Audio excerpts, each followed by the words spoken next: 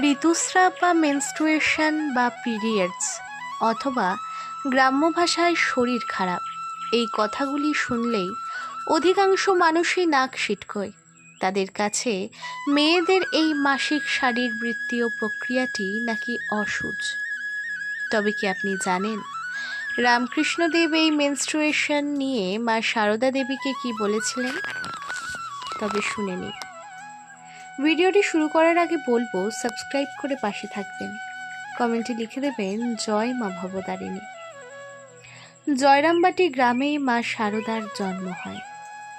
মাত্র 5 বছর বয়সে মা সারদার বিবাহ হয়েছিল শ্রীরামকৃষ্ণ পরমহংস দেবের সাথে।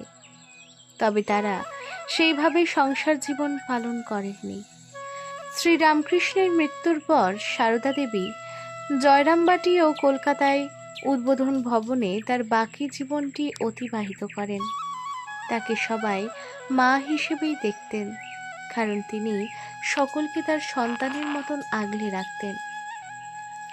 তবে ভক্তদের কাছে তিনি মহাশক্তিরূপে পূজিত হন। রামকৃষ্ণদেবের মতে মা সারদা মা দুর্গার অবতার।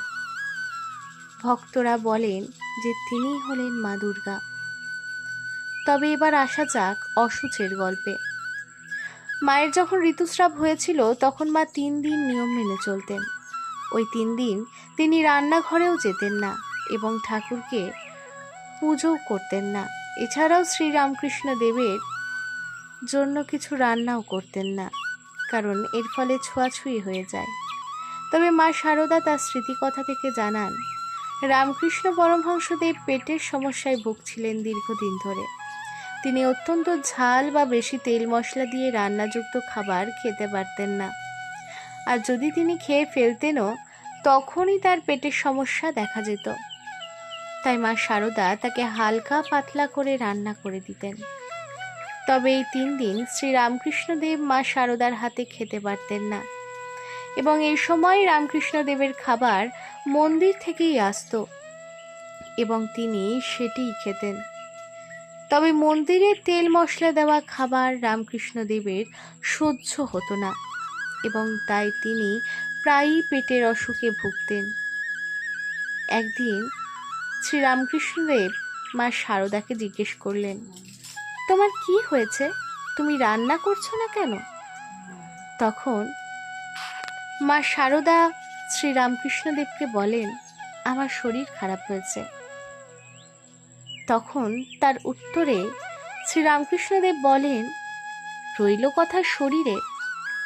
শরীর সূচি অসুচি হয় না, মন সূচি অসুচি হয়। আর তুমি আমাকে নিত্যদিন খাবার বানিয়ে দিও, দোষ হবে না। এরপর থেকে মা সারদা দেবী রামকৃষ্ণ পরমহংস দেবের জন্য প্রত্যেক দিন রান্না করতেন, কোনো কুসংস্কার মানতেন না। এমনকি ঠাকুর শ্রী রামকৃষ্ণদেব তাকে বলেছিলেন, তোমার যদি মনে হয় তোমার পুজো করতে ইচ্ছে করছে তবে তুমি পুজোও করো, তবে তোমার মন না গেলে তোমাকে করতে হবে না। এরপর থেকে ঋতুস্রাব নিয়ে মা সারদা পুজো করতেন। এইভাবেই মা সারদা ও শ্রী রামকৃষ্ণ পরমহংসদেব সমাজের বাধা বিপত্তিকে ভেঙেছিল। এই কথাটি ঊনবিংশ শতাব্দীর কথা। তখন যদি শ্রী রামকৃষ্ণ পরমহংসদেব ও স্বয়ং মা সারদা এই নিয়মটি ভাঙতে পারেন, তবে আমরা কেন ভাঙতে পারি না বলুন তো? এই প্রশ্নের উত্তর কি কারোর কাছে জানা আছে? এখনো অনেকের বাড়িতেই মেয়েরা অশুচি। তবে কেন এই নিয়ম? উত্তর থাকলে কমেন্টে লিখতে পারেন।